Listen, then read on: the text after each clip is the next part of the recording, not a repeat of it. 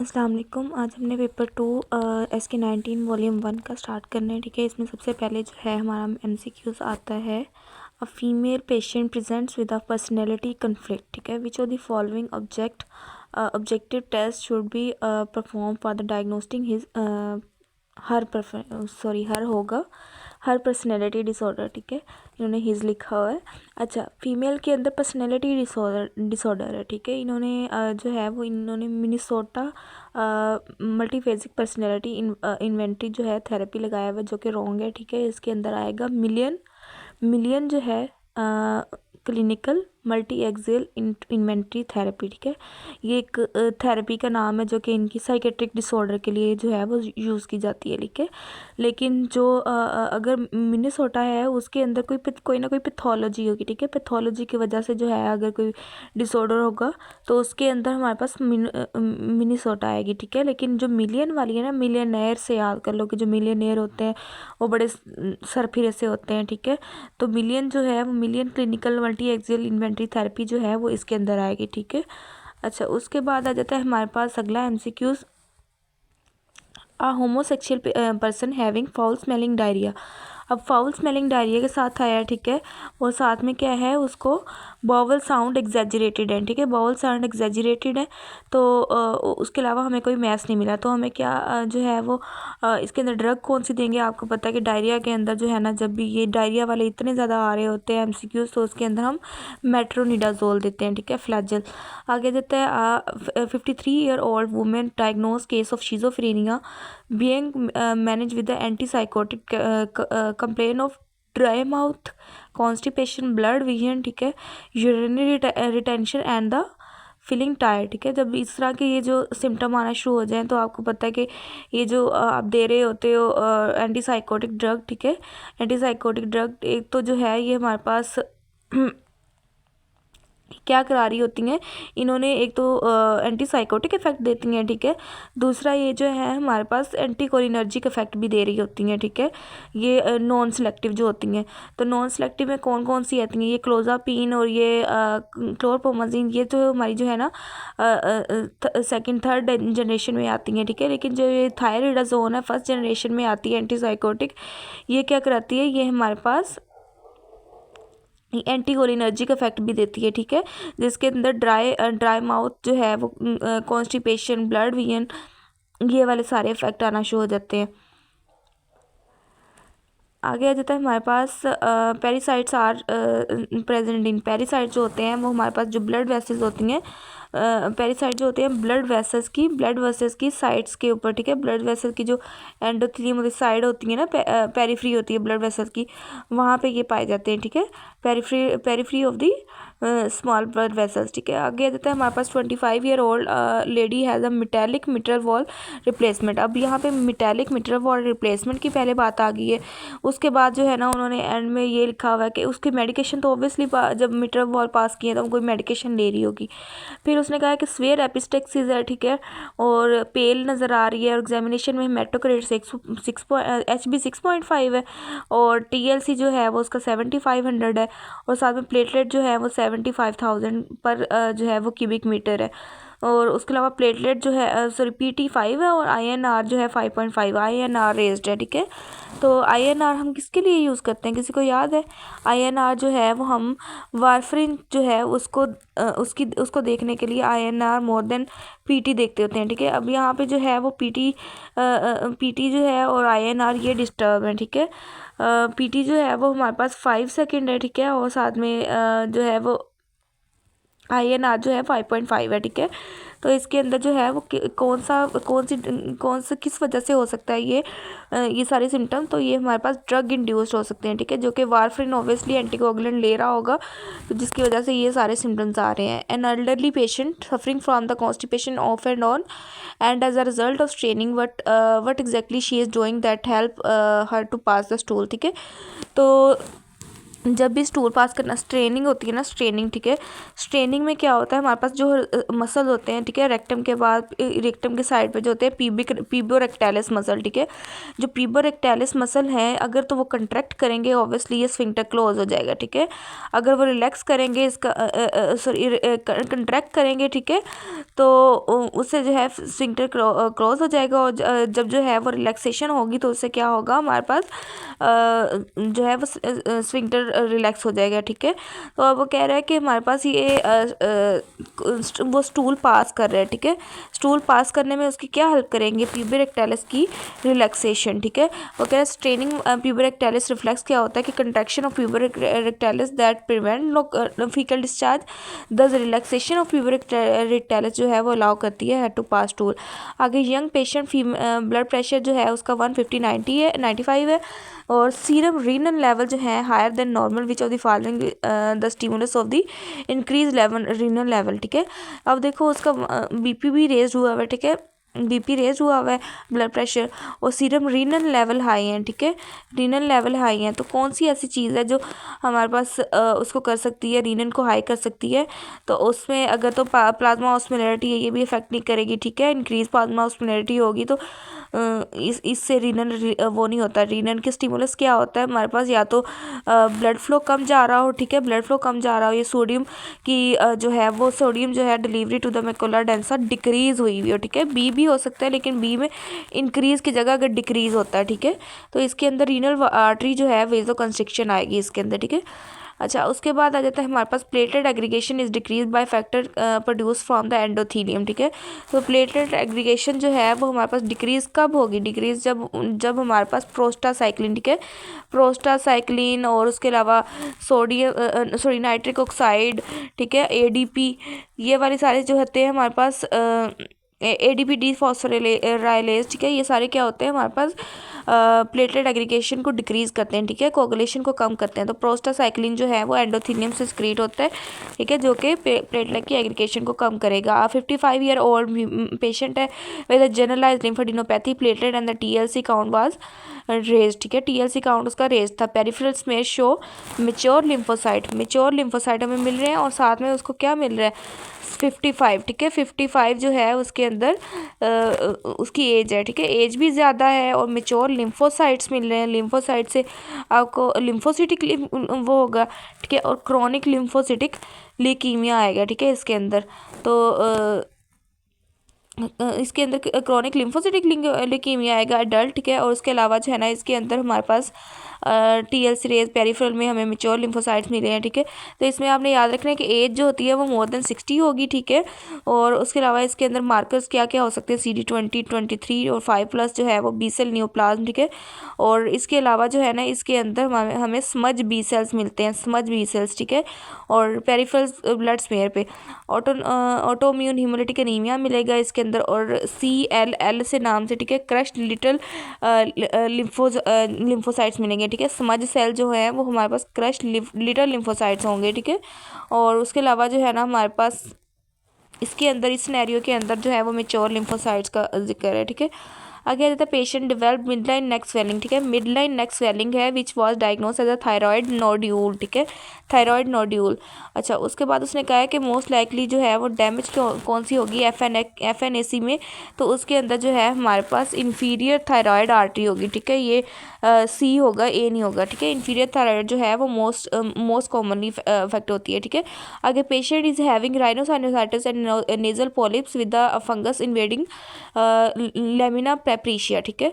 आगे आ जाता है excessive endothelial damage and non septate hyphae, ठीक है, नॉन सेप्टेट हाइफी, इसके अंदर जो है सेप्टेट किसके अंदर होते हैं, सेप्टेट जो होते हैं वो एस्परजिलस के अंदर होते हैं, ठीक है, और ए सेप्टेट जो है वो बिल्कुल ही इसमें याद रखो कि मुक्के हुए, ठीक है, किसके अंदर होते हैं म्यूकर राइजोपस के अंदर होते हैं, ठीक है, और सूडो हाइफी किसके अंदर होते हैं, सूडो हाइफी हमारे पास कैंडिडा के अंदर होते हैं, ठीक है, सूडो हाइफी कैंडिडा के अंदर। अब यहाँ पे उसने क्या कहा ए सेप्टेट, ठीक है, ए सेप्टेट किसके अंदर होंगे, म्यूकर के अंदर होंगे, ठीक है।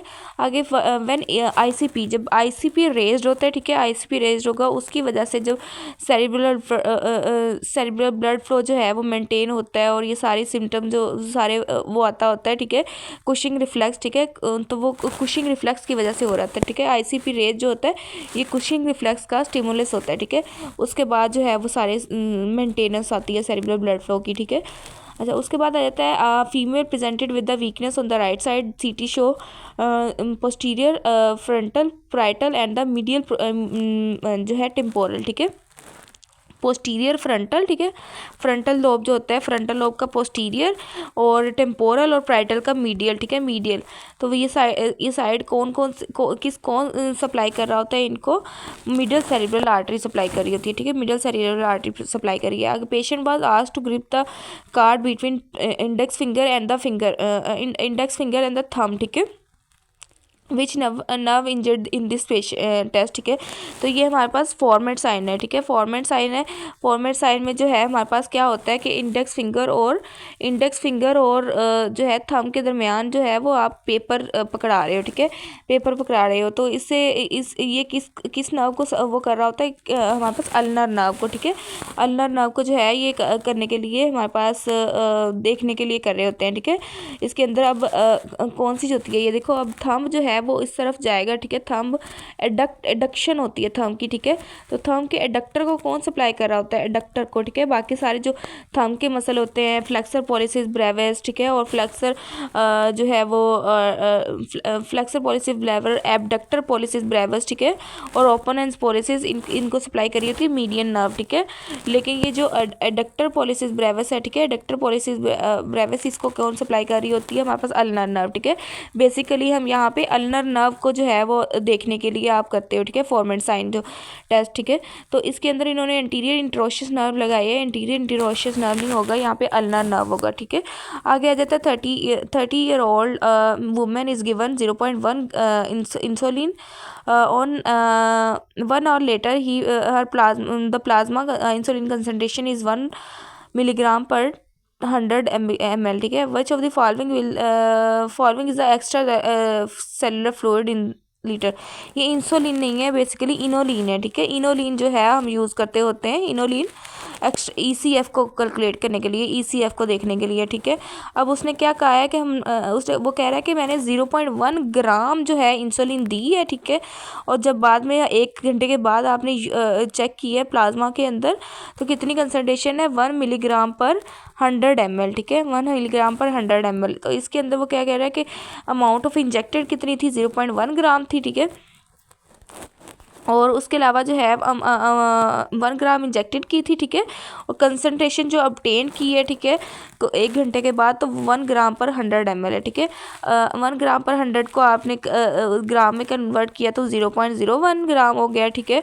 अब इसकी जो है ना आपने ECF को कैलकुलेट करना है। ECF का फार्मूला क्या होगा, हमने जो अमाउंट दी, ठीक है, जो amount the over amount obtain, ठीक है। अब अमाउंट दी कितनी थी, वो 0.1 ग्राम थी और अमाउंट obtain कितनी की है, 0.01 ग्राम, ठीक है। तो अब जो है वो 0.01 ग्राम, ठीक है। अब ये वाला ख़त्म करेंगे तो यहाँ 1 ज़ीरो आएगा, ठीक है। अब ये वाला ख़त्म करेंगे तो ऊपर 2 ज़ीरो आएंगे, 0 से कट गया 10, ठीक है। 10 इसकी जो है वो आंसर होता है। अब आप लोग ना जिनका जो है वो फर्स्ट टाइम है, ठीक है, अल्लाह ताला आप सबको कामयाब करें। वैसे इसके अंदर जो है ना हमारे पास जो CPSP के वो होते हैं ना लैपटॉप, ठीक है, उसके ऊपर एक कैलकुलेटर का ऑप्शन होता है, ठीक है। वहाँ पे अगर कैलकुलेट करने का आपको आ जाए कोई क्वेश्चन तो आप वहाँ से कैलकुलेटर के साथ जो है वो कैलकुलेट कर सकते हो, ठीक है। आगे आ जाता है पेशेंट प्रेजेंटेड विद, अब इसके अंदर जो है वो 10 आंसर है, ठीक है, 10 आंसर होगा इसके अंदर। अच्छा, ये कुछ MCQs जो होते हैं ना, अगर वैसे तो ये तो बहुत आसान है, ठीक है, आपको समझ आ गया। कुछ जो है वो कैलकुलेशन की अगर आपको समझ ना भी आए ना कभी तो आप उसको एज इट इज़ याद कर लिया करें, क्योंकि एज इट इज़ क्वेश्चन जो है ना वो रिपीट होते हैं, ठीक है। Same statement, same question, same answers जो है वो रिपीट होते हैं। आगे patient presented with the decrease heart rate उसका डिक्रीज है, ठीक है, और साथ में जो है वो इन ईआर, ठीक है, on standing her pulse increases due to, ठीक है, जब वो स्टैंड हुआ तो क्या हुआ, पल्स इंक्रीज होगी, पल्स किसी वजह से इंक्रीज हुई, वीनस रिटर्न जो है वो डिक्रीज कर गया, ठीक है, जब बंदा खड़ा होता है तो वीनस पुलिंग जो है वो लोअर लिंग की तरफ कम हो जाती है, जब वीनस रिटर्न कम जाता है, ठीक है, कम जाता है हमारे पास एट्रिया में और हार्ट के अंदर, ठीक है, तो उसके अंदर क्या होगा, कंपनसेटरी क्या होगा उसके अंदर हमारा जो है वो उसकी हार्ट रेट भी कम हो जाएगा और कार्डिक आउटपुट भी कम हो जाएगी, हार्ट रेट और कार्डिक आउटपुट जो है वो कम हो जाएगी, सॉरी पल्स जो है वो इंक्रीज कर जाती है, ठीक है, पल्स इंक्रीज कर जाती है, ठीक है, और उसके अलावा जो है हार्ट रेट उसका कम हो जाएगा, ठीक है, तो स्टैंडिंग पोजीशन में हार्ट रेट उसका मज़ीद कम हो जाएगा और पल्स इंक्रीज़ कर जाएगी, ठीक है। आगे आ जाता है हमारे पास, a patient after taking an analgesic overdose having hyperventilation tachycardia and metabolic acidosis most likely drug is responsible. तो एनाल्जेसिक ले रहा है, उसकी वजह से हाइपर वेंटिलेशन टैकीकार्डिया और मेटाबॉलिक एसिडोसिस हुआ है, तो कौन सी एनाल्जेसिक ऐसी है जो मेटाबॉलिक एसिडोसिस करा रही है, तो हमारे पास एसिटाइल सैलिसाइक्लिक जो है वो आ जाती है, ठीक है। अच्छा, उसके बाद जो है ना हमारे पास आती है which of the following drug cause thrombocytopenia. Thrombocytopenia में जो है वो कौन सा हमारे पास निमोनिक होता है, HQT, ठीक है, heparin sulphate is more than कोनिन is more than thyroid diuretics, ठीक है।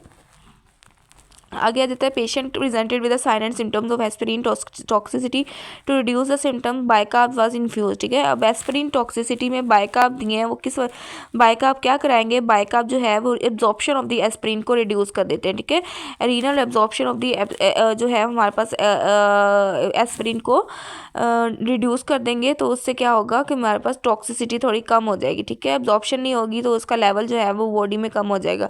HIV patient presented with the fever, neck rigidity and the meningeal irritation, hollow seen over around the organism, ठीक है, ऑर्गेनिज्म के अगेंस्ट होलो है, और ब्रेन जो है वो क्या हो गया, इन्वॉल्विंग द ब्रेन टिश्यू, ठीक है।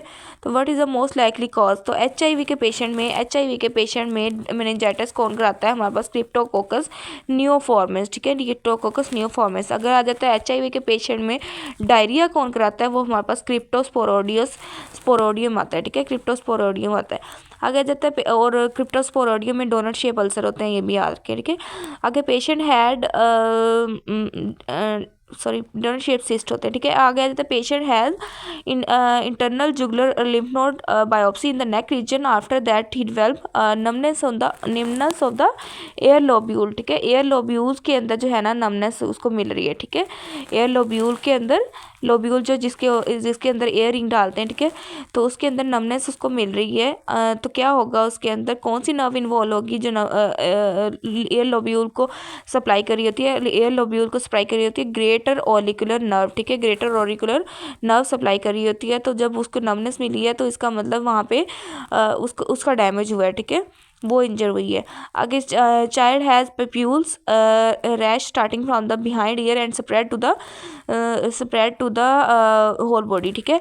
तो जो हमारे पास मीजल्स है ना, ठीक है, मीजल्स का रैश जो है वो हमारे पास कानों के पीछे से स्टार्ट होता है, ठीक है, कानों के पीछे से स्टार्ट होकर फिर बॉडी पे स्प्रेड करता है, ठीक है, ये आपने याद रखना है। तो मीजल्स को जो है कान के पीछे से वो शुरू होता है और पूरी बॉडी में फैल जाता है और मसला हो जाता है, ठीक है, जिसकी वजह से मसले से याद रखो कि मीजल्स होंगे, ठीक है। आगे there is no oedema due to increase in the aldosterone because of, तो जब एडीमा नहीं होगा, ठीक है, एडीमा नहीं होगा इंक्रीज एल्डोस्टेरोन में, तो वो उसका मैकेनिज्म क्या होगा, एल्डोस्टेरोन जो है, एल्डोस्टेरोन ज़्यादा होता है, आपको पता है एल्डोस्टेरोन ने क्या कराना होता है, सोडियम की एब्जॉर्प्शन करानी होती है, ठीक है, सोडियम की एब्जॉर्प्शन करानी है, साथ में उसके क्या कराना है, वाटर की भी एब्जॉर्प्शन भी करानी है, ठीक है। जब वाटर रीअब्जॉर्ब होगा, ठीक है, वाटर रीअब्जॉर्ब होता है, वाटर जब रीअब्जॉर्ब होगा क्या होगा, प्लाज्मा वॉल्यूम जो है वो इंक्रीज़ कर जाएगा, ठीक है, प्लाज्मा वॉल्यूम जब इंक्रीज़ करेगा तो वो क्या कराएगा, वो हमारे पास जाके एट्रिया के ऊपर, ठीक है, एट्रिया के ऊपर उसका स्ट्रेच आता है, ठीक है, जब ज़्यादा वीनस रिटर्न होगा तो एट्रिया पे स्ट्रेच आएगा ना, ठीक है, एट्रिया पे स्ट्रेच आएगा, तो एट्रिया जो है वो एट्रिया पे स्ट्रेच आएगा, तो क्या एट्रिया क्या रिलीज़ करेंगे, एट्रिया हमारे पास क्या रिलीज़ करेंगे, ANP, ठीक है, ANP एंटी नाइट्रोयूरेटिक पेप्टाइड, ठीक है। अब इसने क्या कराना है, नाइट्रोयूरेसिस करानी है, ठीक है, नाइट्रोयूरेसिस करानी है, ठीक है। तो इसने नाइट्रोयूरेसिस का मतलब है कि सोडियम को जो है इसने एक्सक्रीट कराना है, ठीक है, एक्सक्रीट कराना है और डाईयूरेसिस कराएगा, ठीक है। तो नेट्री रेसेस से जब सोडियम और वाटर जो है ANP की वजह से एक्सक्रीट आउट हो जाएगा, तो इससे क्या होगा कि जो एल्डोस्टेरोन की वजह से हमारे पास वाटर एब्जॉर्ब हो रहा था, वो वाटर जो है वो सोडियम के ANP की वजह से वो दोबारा जो है वो एक्सक्रीट आउट हो रहा है, ठीक है, एक्सक्रीट आउट हो रहा है। तो इससे क्या होगा कि एस्केप मैकेनिज्म होगा, जिसकी वजह से इस मैकेनिज्म को कहते हैं एस्केप मैकेनिज्म, जिसकी वजह से एडीमा नहीं होगा, ठीक है। A patient with dry eyes, dry mouth, having dysphagia, bilateral parotid swelling and on X-ray pneumonitis, what is likely cause, ठीक है। तो अब ये सारी चीज़ें उसने कहा है कि ड्राई आइज, ड्राई माउथ है, डिस्फेगिया और बायलेटरल पेरोटिड स्वेलिंग है, ठीक है। और एक्सरे पे अगर तो ये यहाँ तक होता है, ठीक है, पेरोटिड स्वेलिंग तक होता है, ये सारा पीछे ड्राई आउट, ड्राई माउथ सारा कुछ होता है, ठीक है। तो तब क्या होना था हमारे पास शोगरेन सिंड्रोम, ठीक है, शोगरेन सिंड्रोम। लेकिन अब उसने क्या ऐड कर दिया, उसने एक्सरे पे न्यूमोनाइटिस के वो एक्सरे पे लंग के फीचर्स ऐड कर दिए, ठीक है, लंग के फीचर ऐड कर दिए। तो इसका मतलब है कि प्राइमरी सिस्टेमिक स्क्लेरोसिस है। अगर यही जो है वो स्किन के फीचर्स भी वो ऐड कर देता, ठीक है, अदर विजराज और स्किन के फीचर्स ऐड कर देता, तो वो क्या होता, स्क्लेरोडर्मा होता है, ठीक है, स्क्लेरोडर्मा। अच्छा, आगे आ जाता है हमारे पास ischiopubic ramus fused at the age of 7 years, ठीक है। इशियोपिबिक रेमस जो है वो 7 ईयर्स की एज पे फ्यूज़ करते हैं। Patient has chronic cough to mark him as a patient of chronic bronchitis, what finding should be present, ठीक है। तो इसके अंदर क्रोनिक ब्रोंकाइटिस में क्या होता है, क्रोनिक ब्रोंकाइटिस में जो म्यूकस सिक्रीटिंग सेल्स होते हैं उनका हाइपरप्लेजिया हो जाता है, जिसकी वजह से ज़्यादा म्यूकस सिक्रीट होता है, ठीक है, जिसकी वजह से स्पूटम ज़्यादा बनती है, ठीक है। तो hyperplasia of the mucus gland होगा इसके अंदर। आप Pap smear of the lady turn which show dysplasia, increase NC ratio and pleomorphism, but basement membrane is intact. जब बेसमेंट मेम्ब्रेन इंटैक्ट आ जाती है तो उसको हम कहते हैं कार्सिनोमा इन साइटो, ठीक है। आगे which food contain highest amount of the vitamin के, तो हाईएस्ट अमाउंट ऑफ विटामिन के किसके अंदर होता है, तो ग्रीन वेजिटेबल्स के अंदर जो है वो highest amount of the vitamin के होता है। और कौन कौन सी उसके अंदर हमारे पास विटामिन के ज़्यादा मिल सकता है, बनाना के अंदर, कैबेज के अंदर, ठीक है। और उसके अलावा जो है ना हमारे पास टोमेटोज और ककम्बर के अंदर, ठीक है, इन चीज़ों के अंदर जो है वो हाई पोटेशियम जो है वो ज़्यादा मिलता है, ठीक है, हमें पोटेशियम कंटेन फूड है, ठीक है। तो ग्रीन वेजिटेबल्स में ज़्यादा होगा। आगे आ जाता है हमारे पास a patient with a delayed puberty having a small testes, the large legs and the gynecomastia, large leg और gynecomastia आ जाए, ठीक है। और हमारे पास 47XXY उसका कैरियोटाइप आ जाए, तो वो कौन सा होता है, क्लाइन फिल्टर सिंड्रोम होता है, ठीक है, क्लाइन फिल्टर सिंड्रोम होगा। अगर female with oligomenorrhoea karyotype 46XX है और 45X0 है, तो एसोसिएटेड विद, तो ये कौन सा किसके साथ एसोसिएटेड है, ये हमारे पास गोनेडल डिसजेनेसिस के साथ एसोसिएटेड है, ठीक है। ओलिगोमेनोरिया, ठीक है, ओलिगोमेनोरिया क्या है, इसके अंदर क्या होता है हमारे पास, ये गोनेडल डिसजेनेसिस में प्रोग्रेसिव लॉस होता है प्राइमोर्डियल जर्म सेल्स का, ठीक है। तो जिसकी वजह से ये जो एमेनोरिया आ रहा है, और उसके अलावा उसके कैरियोटाइप जो है वो नॉर्मल फीमेल की तरह है, या फिर जो है 45X0 है, ठीक है। तो उसके अंदर क्या है, गोनेडल डिसजेनेसिस है। आगे patient sways back and forth, ठीक है, sways back and forth and having ataxia and drunken gait, where does neuron senses in the cerebellum and affected, ठीक है। तो इसके अंदर जो है ना दो हमारे पास सेरिबेलम के अंदर दो पार्ट्स हैं, ठीक है, इंटीरियर वर्मस है, ठीक है, और पोस्टीरियर वर्मस है। इंटीरियर वाला है और पोस्टीरियर वाला है, ठीक है। इंटीरियर वाला जो है वो हमारे पास उसकी डिजनरेशन किससे होगी, अल्कोहल भी उससे, ठीक है। और उसके अंदर गेट अटैक्सिया आएगा, ठीक है, गेट का अटैक्सिया आएगा, ठीक है। तो उसके अलावा जो है ना उसके बाद आ जाता है पोस्टीरियर वर्मस, ठीक है। पोस्टीरियर वर्मस में क्या होगा, किसी मेडल्लो पहला जो है वो ए से इंटीरियर, ए से अल्कोहल की वजह से डिजनरेशन हो रही है, ठीक है। और पोस्टीरियर में क्या होता है, मेडल्लोब्लास्टोमा हो गया या एपेंडायोमा, कोई ट्यूमर्स हो गए, ठीक है। ट्यूमर्स की वजह से क्या होगा, उसके अंदर ट्रंकल अटैक्सिया आएगा, ठीक है। ट्रंकल अटैक्सिया का मतलब है कि जिस तरह ड्रंकन गेट होता है, ठीक है, ड्रंकन सेलर गेट, तो उस तरह का जो है ना उसके अंदर ट्रंकल अटैक्सिया आएगा, ठीक है। गेट अटैक्सिया किसके अंदर आ रहा था, चलने में जिसको प्रॉब्लम हो रही थी, तो वो इंटीरियर वर्मस की वजह से था। और ट्रंक के अंदर जो अटैक्सिया आता है, ट्रंक ट्रंकल एटेक्सिया वो पोस्टीरियर वर्मेस के अंदर आ रहा है, ठीक है। तो यहाँ पे वो जो है उसको कह रहा है कि एटेक्सिया है और ड्रंकन गेट है, तो सेरिबेलम अफेक्ट हो रहा है, तो उसका कौन सा पार्ट सेरिबेलम का अफेक्ट होगा, वो हमारे पास सेरिबेलर वर्मेस अफेक्ट होगा, ठीक है। आगे आ जाता है before voluntary movement the image formed in which area of the brain, ठीक है। वॉलंटरी मूवमेंट में कौन से जो है वो एरिया में इमेज बनती है, वो interior part of the pre motor, ठीक है। प्री मोटर नाम से ही पता लग रहा है कि उसके अंदर वॉलंटरी मूवमेंट कब हो रहा है, ठीक है। प्री मोटर एरिया जो है उसका इंटीरियर पार्ट वहाँ पे जो है वो इमेज बनती है, ठीक है। आगे source of the oestrogen and progesterone the last trimester कौन सी होती है, प्लेसेंटा होती है, ठीक है। फर्स्ट ट्राइमेस्टर में कौन सी होती है, कॉर्पस ल्यूटियम होते हैं, ठीक है। और उसके बाद जो है वो उसके बाद प्लेसेंटा होती है, ठीक है, प्लेसेंटा सोर्स होती है। अगर middle meningeal artery is a branch of, M से मिडल मेनिंजियल आर्टरी और एम से मैक्सिलरी आर्टरी, ठीक है। मैक्सिलरी आर्टरी की ये ब्रांच होती है मिडल मेनिंजियल आर्टरी, ठीक है। मैक्सिलरी आर्टरी किसकी ब्रांच है, मैक्सिलरी आर्टरी जो है वो ट्राइजेमिनल की ब्रांच होती है, ठीक है। आगे देता है हमारे पास glucose is transported in the cell of the muscle and adipose tissue by which of the following, ठीक है। ग्लूकोज जो है वो ट्रांसपोर्ट हो रहा है cell of the muscle skeletal muscle में ग्लूकोज किस उसकी से जा रहा होता है, तो वो GLUT4 होता है, ठीक है। GLUT4 की उससे जा रहा होता है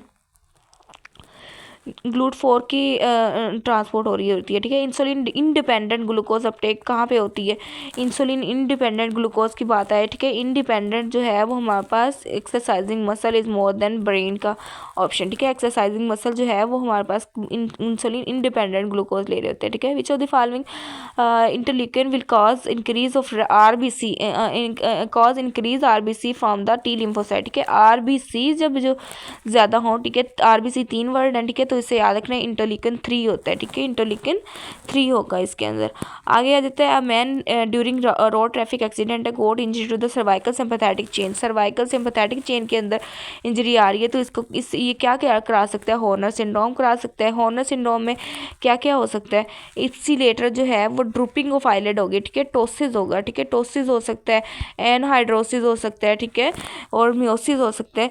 तो टोसिस जो है इसके अंदर मिलेगा, ठीक है, टोसिस मिलेगा, मिड्रियासिस नहीं होती, जो है वो मियोसिस होती है, ठीक है। और उसके अलावा जो है हमारे पास स्वेटिंग नहीं होती, एनहाइड्रोसिस होती है, ठीक है।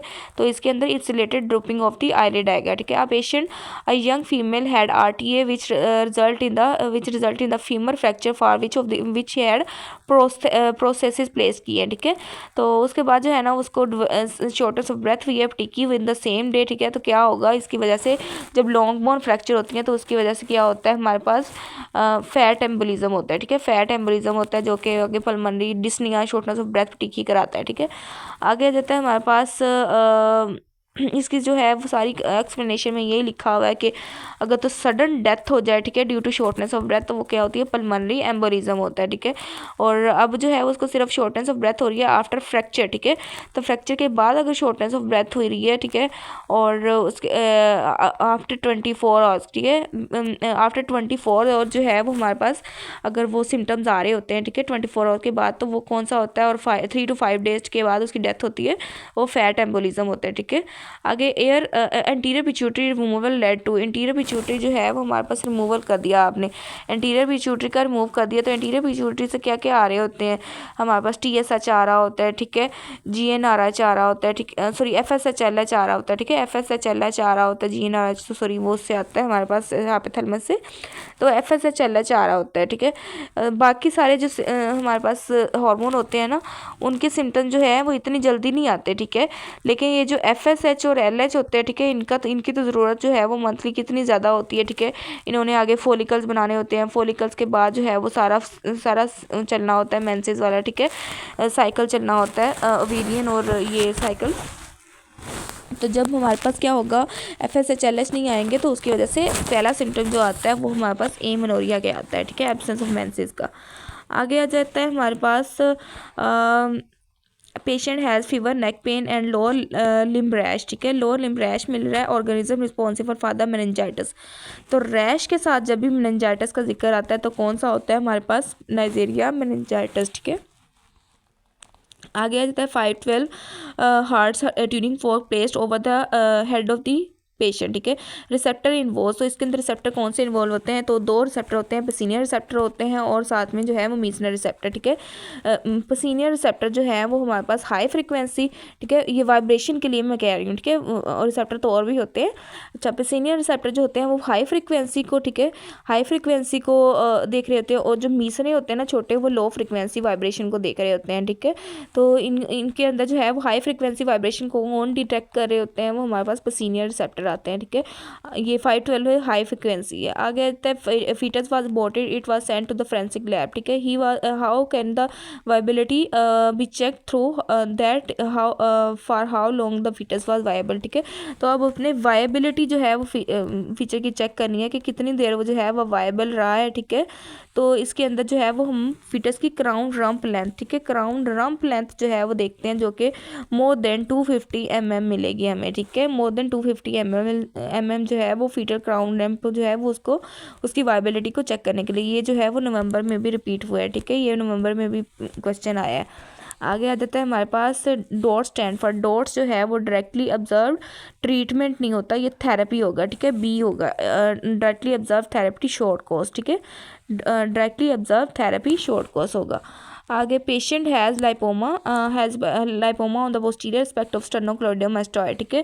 स्टर्नोक्लिडोमास्टॉइड जो मसल है, ठीक है, उसके पीछे जो है वो लाइपोमा मिल रहा है, और उसका जो है वो कह रहा है कि रिलेशन टू द स्टर्नोक्लिडोमास्टॉइड जो है वो उसका 5 centimetre relation to the sternocleidomastoid which structure ligated during leading to profuse bleeding, ठीक है। तो स्टर्नोक्लिडोमास्टॉइड के पीछे जो है वो second part of the subclavian artery गुजर रहा होता है, ठीक है। तो उसको जो है ना उन्होंने उसको करना होता है, हमारे पास लाइगेट करना होता है, जो ब्लीडिंग कॉज कर सकती है, ठीक है। तो इसको अगर आसान तरीके से अगर आपने याद करना है, ये MCQ एज इट इज वो होता है रिपीट होता है। तो स्टर्नोक्लिडोमास्टॉइड एस बन रहा है, ठीक है, और साथ में जो है वो स्टर्नोक्लेविकुलर जॉइंट, ठीक है, sternoclavicular joint 5 centimetre relation to the sternoclavicular joint, ठीक है, और स्टर्नोक्लिडोमास्टॉइड 2S जो है वो क्वेश्चन में है, ठीक है, और 2S किसके अंदर होंगे हमारे पास आंसर के अंदर, second part of the subclavian artery, ठीक है। अच्छा, उसके बाद आ जाता है surgeon did thoracic surgery and made incision just interior to the sternum, ठीक है, स्टर्नम के इंटीरियरली जो है उसने हमारे पास सर्जरी की है, ठीक है। तो कौन सी जो है वो आर्टरी डैमेज होगी, मोस्ट कॉमनली रिस्क कौन सा होगा, इंटरनल थोरेसिक आर्टरी का जो है वो रिस्क होगा, ठीक है, एट द रिस्क होगी। आगे the old patient with the history of the constipation and abdominal pain while investigating a mass is found in the colon which was diagnosed as adenocarcinoma. Which of the following is a risk factor for the colonic adenocarcinoma? colonic adenocarcinoma का risk factor क्या होगा हमारे पास, इसके अंदर जो है ना आपने पढ़ा होगा कि low fatty diet high fatty diet वो ले रहे होते हैं और लो फाइबर डाइट ले रहे होते हैं जो पेशेंट जिनके अंदर रिस्क होता है उसका कोलोन कार्सिनोमा का, ठीक है। जब लो फाइबर डाइट लेंगे, ठीक है, या फैटी डाइट ज़्यादा लेंगे तो उससे क्या होगा, कोलोनिक कैंसर ज़्यादा होगा, ठीक है। तो इसके अंदर जो है वो फैटी डाइट जो है वो इसके अंदर आएगी, ठीक है, रिस्क फैक्टर में। स्मोकिंग वगैरह अल्कोहल और ये भी हो सकते हैं, लेकिन मोस्ट स्पेसिफिक जो बेस्ट आंसर आपने देना होता है तो इसके अंदर जो कोलोनिक कार्सिनोमा के साथ जो है एसोसिएट होती है वो फैटी डाइट होती है, ठीक है। आगे lady with the chronic renal failure and had her blood sample taken which was placed in the refrigerator, ठीक है। उसके बाद नॉर्मल सोडियम मिल गया है, रेज पोटेशियम है, ठीक है, और पोटेशियम है, उसके अलावा रेज फॉस्फेट है और LDH रेज्ड है। तो ये सारे सिम्टम किसकी वजह से आ रहे हैं, ये सारे जो लैब फीचर्स हैं वो किसके वजह से आ रहे हैं कि हिमोलिसिस की वजह से, ठीक है। जब आप ब्लड रखते हो, ठीक है, ब्लड रखोगे उसके सैंपल को, जो उसकी हिमोलिसिस होगी, हिमोलिसिस के बाद जो है वो सारे ये पोटेशियम जब सेल टूटते हैं, ठीक है, पोटेशियम और LDH और RBC टूटेंगे, ठीक है, तो LDH उनकी वजह से ये जो रेज हो रहा है, ठीक है।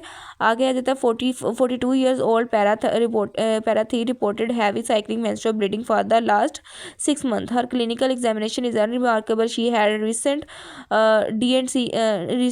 DNC, ठीक है, showed early secretory phase endometrium, ठीक है, अर्ली सिक्रेटरी फेज एंडोमेट्रियम है. What is the most first line treatment, ठीक है। अब उसको पेन भी हो रहा है और ये सारी हैवी साइक्लिकल मेंस्ट्रुअल ब्लीडिंग है, तो उसके अंदर हम देते हैं मेफेनेमिक एसिड, ठीक है, माइल्ड टू मॉडरेट एनाल्जेसिक ये होती है, ठीक है, एनसेड होती है. आगे cohort epidemiology is defined as, cohort जो है उसके अंदर एक study of the case and the sample, ठीक है। कोहॉर्ट जो होती है स्टडी ऑफ केस और द सैंपल होती है या सैंपल, ठीक है। अच्छा, इसके अंदर जो है ना आपको पता होना चाहिए क्रॉस सेक्शनल होती हैं, ठीक है, क्रॉस सेक्शनल होती है, और उसके अलावा जो है ना हमारे पास कोहॉर्ट होती है, ठीक है, और केस कंट्रोल। केस कंट्रोल तो नाम से ही ज़ाहिर है, ठीक है, उसके अंदर एक ग्रुप होगा जिसके अंदर डिजीज़ होगी, ठीक है, और दूसरा ग्रुप जो होता है वो नॉन डिजीज़ होगा, ठीक है, केस और कंट्रोल होगा। ये तो ईजिली आप कर सकते हो, ठीक है। उसके अलावा कोहॉर्ट होती है और क्रॉस सेक्शनल होती है। क्रॉस सेक्शनल तो जो है क्रॉस सेक्शनल में जो है वो डिजीज़ का रिस्क फैक्टर के साथ, ठीक है, डिजीज़ का रिस्क फैक्टर के साथ जो है वो देख रहे होते हैं, ठीक है, डिजीज़ का रिस्क फैक्टर के साथ। और जो कोहॉर्ट बच जाती है, ठीक है, कोहॉर्ट में आपने 2 ग्रुप्स लेते हो, ठीक है, 2 ग्रुप्स लेने हैं, ठीक है, और फिर एक रिस्क फैक्टर देखना है, ठीक है, फिर देखना है कि उसके अंदर कुछ को रिस्क फैक्टर आपने देना है, ठीक है, कुछ को रिस्क फैक्टर मौजूद होगा, ठीक है, किसी के जो है रिस्क फैक्टर नहीं होगा, ठीक है। तो देखना है कि उनके अंदर जो है वो डिजीज़, जिनके अंदर रिस्क फैक्टर नहीं था उनके अंदर डिजीज़ कितनी हुई, और जिनके अंदर रिस्क फैक्टर था उनके अंदर डिजीज़ कितनी हुई, ठीक है। ये आप जो है वो रेट्रोस्पेक्टिव मतलब के पास से भी देख सकते हो, और प्रोस्पेक्टिव भी होती है, ठीक है। कोहॉर्ट 2 तरह की होती है। तो इसके अंदर जो है कोहॉर्ट वो क्या देख रही हो, स्टडी ऑफ द केस और द सैंपल, ठीक है। In a burn patient, there is a fever due to gram positive organism and the bleeding diathesis and hypotension। तो bleeding diathesis का जब भी जिक्र आ जाए, ठीक है, bleeding diathesis को उसके अंदर क्या होता है, DIC होता है, ठीक है, और DIC में ब्लड सेल्स मिलते हैं। उसके अलावा PTA PTT ये सारे प्रोलॉन्ग मिलेंगे, ठीक है। आगे लो डोज एस्पिरिन क्या करती है, हमारे पास थ्रोम्बोसिन A2 को जो है वो इनहिबिट करती है। आगे 53 है, अब male patient came with the complaint of lower back ache, ठीक है। आगे आ जाते हैं doctor during examination noticed outgrowth tuft of the hair, tuft of the hair on the back अगर आपको मिल जाए तो वो कौन सा होता है, बैक में, ठीक है, वो होता है स्पाइना बाइफिडा ओकल्टा, ठीक है। Spina bifida occulta neural tube defect 2 तरह के होते हैं। न्यूरल ट्यूब डिफेक्ट जो है वो उसके अंदर हमारे पास स्पाइना बाइफिडा ओकल्टा आता है। उसके अलावा स्पाइना बाइफिडा जो है उसके अंदर मेनिंजियोमायोसील या मेनिंजियोसील आ जाती हैं, ठीक है। ये सारी किस वजह से हो रहे होते हैं, कॉर्डल या क्रेनियल एंड की जो है वो फ्यूजन जब नहीं होती, ठीक है। आपको पता है न्यूरल ट्यूब प्लेट्स होती हैं, ठीक है, तो जब उसकी कॉर्डल भी फ्यूजन होती है और क्रेनियल भी फ्यूजन होती है। जब क्रेनियल की फ्यूजन नहीं हो रही होती, ठीक है, उसकी फ्यूजन वो होगी तो हमारे पास एनेन्सेफली होती है, ठीक है। और जो हमारे पास कॉर्डल एंड की फ्यूजन है वो जब नहीं होगी तो उसके अंदर स्पाइना बाइफिडा हो गया, ठीक है। तो ये किस वजह से हो रही होती है, फोलेट की डेफिशिएंसी की वजह से हो रही होती है। तो ये सारे जो है हमारे पास न्यूरल ट्यूब डिफेक्ट है। आगे during decrease lymphatic flow due to, lymphatic flow due कब कम होगा और कब ज़्यादा होगा, लिम्फेटिक फ्लो जो होता है इंक्रीज कब होगा, हमारे पास जब हाइड्रोस्टेटिक प्रेशर जो है वो रेज करेगा या ऑनकोटिक प्रेशर डिक्रीज करेगा, तब लिम्फेटिक फ्लो जो है वो ज़्यादा होगा। उसके अलावा डिक्रीज लिम्फेटिक फ्लो कब होगा, जब हाइड्रोस्टेटिक प्रेशर कम होगा, ठीक है। और उसके अलावा जो है हमारे पास इंक्रीज ऑनकोटिक प्रेशर होगा और हेमरेज होगा, ठीक है। इसको समझने में भी कि अब ये वेसल है, ठीक है, जब इसके अंदर हाइड्रोस्टेटिक प्रेशर ज़्यादा होगा, ठीक है, हाइड्रोस्टेटिक प्रेशर ज़्यादा होगा तो ब्लड जो है वो उसके अंदर जो है वो क्या कहते हैं, निकल के वो लिम्फ के अंदर जाएगा, लिम्फेटिक फ्लो जो है वो ज़्यादा हो जाएगा, ठीक है। तो अगर जो है वो हमारे पास ऑनकोटिक प्रेशर जो है वो कम होगा, ऑनकोटिक प्रेशर ने क्या करना होता है, वेसल के अंदर जो है वो रखना होता है, ये कम होगा तब भी जो है वो ज़्यादा लिम्फेटिक फ्लो ज़्यादा हो जाएगा, ठीक है। तो इसका उलट कर दो, ठीक है, जब हाइड्रोस्टेटिक प्रेशर कम होगा या फिर ऑनकोटिक प्रेशर ज़्यादा होगा तब क्या होगा, हमारे पास लिम्फेटिक फ्लो जो है वो उसकी डिक्रीज़ हो जाएगी, ठीक है। तो अडीमा वाला सीन ही है सारा, ठीक है। अडीमा में भी जब अडीमा के चांसेस ज़्यादा होते हैं उसमें क्या होता है, हाइड्रोस्टेटिक प्रेशर जो है वो ज़्यादा होता है और ऑनकोटिक प्रेशर कम होता है, तब अडीमा ज़्यादा होता है। तो इसी तरह याद रखो कि लिम्फेटिक फ्लो भी तभी ज़्यादा होगा जब अडीमा के चांसेस ज़्यादा होते हैं, ठीक है। और उसके अलावा जो है वो अगर हेमरेज के अंदर जो है वो उसके अंदर इसका एडिशनल आ जाता है, तो हेमरेज में जो है वो लिम्फेटिक फ्लो डिक्रीज करता है। Lady has difficulty in coming down stair, ठीक है, डाउन स्टेयर्स वो आ रही है, ठीक है, तो उसको डिफ़िकल्टी हो रही है नीचे देखने में। तो जब नीचे देख रहे होते हैं, ठीक है, तो जो नीचे देखने वाली वो होती है हमारे पास मूवमेंट, वो कौन करवा रहा होता है, हमारे पास स्पीरियर ऑब्लिक करवा रहा होता है, ठीक है, स्पीरियर ऑब्लिक करवा रहा होता है। तो सुपीरियर ओब्लिक को कौन सप्लाई कर रही होती है, ट्रोक्लियर नर्व कर रही होती है, ठीक है। All are supplied by three nerve, ठीक है, एक्सेप्ट LR6, ठीक है, लेटर रेक्टस 6 की कर रही होती है, और SO4, ठीक है, जो है वो सुपीरियर ओब्लिक कौन कर रहा होता है, हमारे पास ट्रोक्लियर नर्व कर रही होती है, ठीक है। इसका काम क्या होता है, ट्रोक्लियर सुपीरियर ओब्लिक का, एक तो एबडक्शन कराता है आई की, ठीक है, उसके अलावा क्या कराता है ये, इंटॉर्शन कराता है, ठीक है, और डिप्रेशन कराता है। तो डिप्रेशन और इंटॉर्शन नहीं होगी तो उसकी वजह से क्या होगा, वो सीढ़ियाँ उतरते हुए नीचे वाली सीढ़ी को नहीं नज़र आएगी उसको सही से। Most significant cause of the atheroma क्या होती है, डायस्टोलिक हाइपरटेंशन होती है। Calculate the GFR when glomerular hydrostatic pressure 60 mmHg है। बाउमन कैप्सूल हाइड्रोस्टेटिक प्रेशर जो है वो 12 mmHg है, ठीक है। कैपिलरी ऑनकोटिक प्रेशर जो है वो 30 mmHg है। अब इसके अंदर जो है आपने प्रेशर ग्लोमेरुलर कैप्सूल और जो है वो इसके अंदर ना आपने GFR जो है हमारे पास होगी हाइड्रोस्टेटिक प्रेशर जो कि होगा ग्लोमेरुलर कैप्सूल, और साथ में जो है वो बाउमन कैप्सूल, उनका डिफरेंस, ठीक है, और माइनस होगा हमारे पास oncotic pressure in the glomeruli and the Bowman capsule, उनके अंदर डिफरेंस, ठीक है। और आपको पता है कि ऑनकोटिक प्रेशर जो है वो हमारे पास बाउमन कैप्सूल में तो होता ही नहीं है, ठीक है, बाउमन कैप्सूल में नहीं होता, तो कैपिलरी का ही ऑनकोटिक प्रेशर जो है वो लेंगे, ठीक है। तो अब हमारे पास आ जाता है किस तरह इसका GFR निकलेगा, हमारे पास पहले आ जाएगा hydrostatic pressure in the glomeruli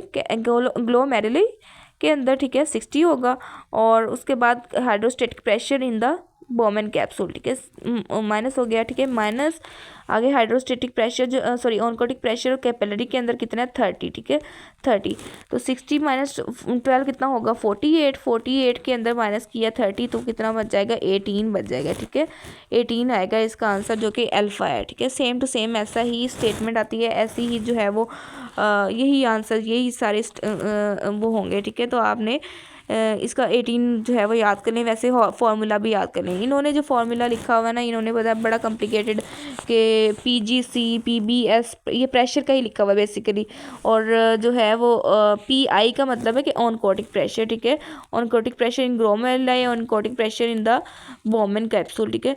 तो ये जो है वो आपको पता है कि बाउमन कैप्सूल में ऑनकोटिक प्रोटीन्स तो इतने वो नहीं होते ना फिल्टर होके कि बाउमन कैप्सूल में आएंगे तो ऑनकोटिक प्रेशर बनेगा ना, तो प्रोटीन्स तो जो है वो हमारे पास कैपिलरी के अंदर ही होते हैं, ब्लड के अंदर, तो वहाँ ऑनकोटिक प्रेशर ज़्यादा होता है, तो ऑनकोटिक प्रेशर यहाँ ना होने के बराबर होता है, ठीक है।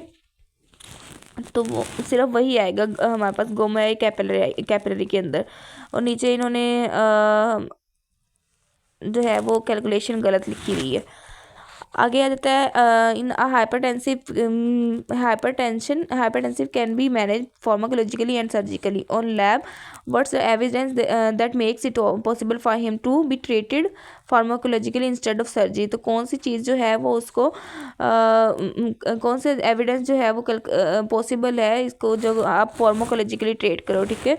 तो फार्माकोलॉजिकली के अंदर जो है वो हमारे पास आ जाता है हाइपर रीनीमिया, ठीक है, हाइपर रीनीमिया। जब रीनिन का लेवल जो है वो आपको पता है रीनिन का लेवल ज़्यादा होता है तो वो क्या कराता है, रीनिन का लेवल ज़्यादा होता है, आगे वो एल्डोस्टेरोन सिस्टम, ठीक है, रास आ जाता है एल्डोस्टेरोन, रीनिन एंजियोटेंसिन 2 होगा, ठीक है, वो वेजो कंस्ट्रिक्शन कराएगा, उसके अलावा एल्डोस्टेरोन सिक्रीट होगा, तो वो सारा आगे जो है वो हमारे पास क्या कराते हैं, ब्लड प्रेशर को बेसिकली ज़्यादा करा रहे होते हैं, ठीक है, और ज़्यादा करा रहे होते हैं।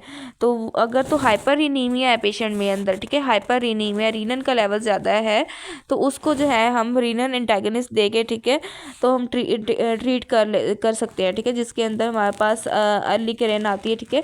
तो ये ड्रग्स दे के आप फार्माकोलॉजिकली ट्रीट कर सकते हैं। तो ये एविडेंस अगर मिल जाए हमें कि रीनल लेवल ज़्यादा हो रहा है तो जो है उसको फार्माकोलॉजिकली ट्रीट कर सकते हैं, ठीक है। उसके बाद आ जाता है हमारे पास in EKG heart rate is 120 per minute, it is related to, ठीक है। तो EKG में हमारे पास हार्ट रेट कितना मिल रहा है 120 पर मिनट, ठीक है।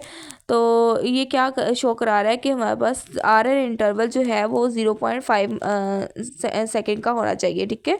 EKG में जो है वो ECG जो है हमारे पास बेसिकली उसके अंदर वो कह रहा है कि 120 जो है वो पर मिनट हार्ट रेट है, ठीक है। तो हार्ट रेट 120 है। अब इसके अंदर आपको ये एक्सप्लेनेशन देखें कि 1 मिनट के अंदर 60 सेकेंड होते हैं, ठीक है। और आर एन इंटरवल जो है, आर एन इंटरवल वो उसको कैसे कैलकुलेट करते हैं, सेकेंड डिवाइडेड बाय हमारे पास हार्ट रेट, ठीक है। हार्ट रेट हमें कितना मिला है, ठीक है। हार्ट रेट जो है 60 सेकंड के अंदर, ठीक है, 1 मिनट के अंदर हार्ट रेट कितना मिला है, 120, ठीक है। 120 1/2 जो है हमारे पास क्या आ जाएगा, आर एन इंटरवल। तो 1/2 क्या कहते हैं, 0.5, ठीक है। 0.5 सेकेंड जो है उसका आर एन इंटरवल होना चाहिए। आर एन इंटरवल निकालने का फॉर्मूला ये, ठीक है। आगे आ जाता है हमारे पास, a group of the mice was taken and injection of plastic hydrocarbon, ठीक है। उसके बाद जो है वो वर्क एज इनिशिएटर। तो इनिशिएटर वर्क कैसे करते हैं, तो परमानेंट डीएनए डैमेज कराते हैं एक तो, ठीक है। और इनके अंदर जो है वो परमानेंट डीएनए डैमेज कराएंगे। उसके अलावा जो है वो अगर तो वो कैंसर का पूछ लेते हैं कि मेथड क्या होगा, ठीक है। तो initiator followed by the promoter आएगा, ठीक है। तो इसके अंदर जो है वो इसके अंदर परमानेंट डीएनए डैमेज करा रहा है, ठीक है। आगे आ जाता है अमदर brought her few month old baby child is a case of meningitis. She is worried that her two elder अच्छा इसके अंदर मेनिंजाइटिस की जो है वो हमारे पास पूछ रहे हैं कि किस तरह ट्रांसमिट होगा, तो वो रेस्पिरेटरी ड्रॉपलेट के थ्रू ट्रांसमिट होता है। तो अब थोड़ा सा फास्ट हम करते हैं। Christmas disease increasing bleeding which what will be the trace, ठीक है। तो क्रिसमस डिजीज़ के अंदर क्या होता है, हीमोफीलिया बी के होता है। हीमोफीलिया बी में 9 जो है, फैक्टर 9 जो है वो कम हो रहा है। फैक्टर 9 किसके अंदर होता है, हमारे पास इंट्रिंसिक पाथवे के अंदर होता है। इंट्रिंसिक पाथवे को कौन कर रहा होता है, APTT कर रहा होता है, ठीक है। तो APTT पर लॉन्ग हो जाएगा हमारे पास इसके अंदर, ठीक है। आगे आ जाता है posteriorly inferior limit of the lung which we call inferior lobe is at level of। तो posteriorly एक तो एक इस तरह ही आता होता है कि आपने escultate करना है posterior limit of the inferior limit of the lung को posteriorly, ठीक है। तो वो कौन से लेवल पे होता है, T10 के लेवल पे होता है, ठीक है। आगे लिम्फोसाइट नॉर्मल परसेंटेज। तो लिम्फोसाइट के T लिम्फोसाइट जो है और B लिम्फोसाइट होते हैं। T लिम्फोसाइट जो होते हैं वो 80 to 90% होते हैं और B जो है हमारे पास 10 to 20% होते हैं, ठीक है। अब इसके अंदर जो है वो आप दोनों अगर ऑप्शन में आ जाए तो T को आपने जो है वो B जो है प्रेफर करना है, ठीक है। T जो है वो कितने होंगे, 80 to 90 होंगे। आगे आ जाता है correct sequence of the event for the neutrophil migration. तो उसके अंदर एमरैट का निमोनिक है, ठीक है। माइग्रेशन, रोलिंग, ठीक है। और उसके अलावा एडहेजन, फिर आगे ट्रांस माइग्रेशन आ जाती है। आगे एथेरोस्क्लेरोसिस प्लेक जो है उसको वो किस तरह होता है, एंडोथेलियल इंजरी होगी तो उसके बाद जो है एंडोथेलियल इंजरी और विचोट्राइज होता है ना, हाइपर कोएगुलेशन और हाइपर कोएगुलेशन आ जाता है, ठीक है। तो उसके अंदर जो है वो एंडोथेलियल इंजरी एथेरोस्क्लेरोसिस प्लेक कराती है, ठीक है। Stasis, endothelial injury, hypercoagulability. Atherosclerosis plaque जो है वो उसके अंदर क्या होते हैं, उसके अंदर हम पहले पढ़ लेते हैं कि इसके अंदर 3 प्रिंसिपल कंपोनेंट सेल होते हैं। सेल में smooth muscles, macrophages, T cell आ जाते हैं। एक्स्ट्रा सेलुलर मैट्रिक्स में कोलेजन और इलास्टिक फाइबर होते हैं। लिपिड्स में एक्स्ट्रा सेलुलर और इंट्रासेलुलर लिपिड्स मिलेंगे। तो अब यहाँ पे क्या मिल रहा है, smooth muscle, extracellular matrix and intracellular matrix lipids. आगे आ जाता है हमारे पास after diabetes cytokines involve in the neutrophils migration. तो माइग्रेशन जो है वो कौन कराता है, C3A, C5A, ठीक है, C4A, ये सारे क्या करा रहे होते हैं, न्यूट्रोफिल्स की माइग्रेशन करा रहे होते हैं। आप पेशेंट इज हैविंग मिट्रल वाल डिजीज, ठीक है, मीटर वाल डिजीज़ है। और उसके अलावा जो है ना फीवर, मलेज और पड़िक्की साथ आया है, ठीक है। उसके अलावा उसको स्प्लिंटर हैमरेज मिल रहे हैं। स्प्लिंटर हैमरेज क्या शो कर रहे हैं, इन्फेक्टेड एंडोकार्डाइटिस, ठीक है। और इन्फेक्टेड एंडोकार्डाइटिस जो है उसके अंदर अब मिट्रल वॉल डिजीज़ है। तो डिजीज्ड वॉल के अंदर जो है मोस्ट कॉमनली क्या होता है हमारे पास, इन्फेक्टेड एंडोकार्डाइटिस कौन करा रहा होता है, स्ट्रेप्टोकोकस विरिडेन करा रहा होता है, स्ट्रेप्टोकोकस विरिडेन करा रहा होता है। आगे आता है लिपोफिलिक हार्मोन एक्ट थ्रो। तो लिपोफिलिक हार्मोन जो होते हैं वो किसके थ्रू करते हैं, मैसेंजर RNA के थ्रू, ठीक है। लिपोफिलिक जो है इसमें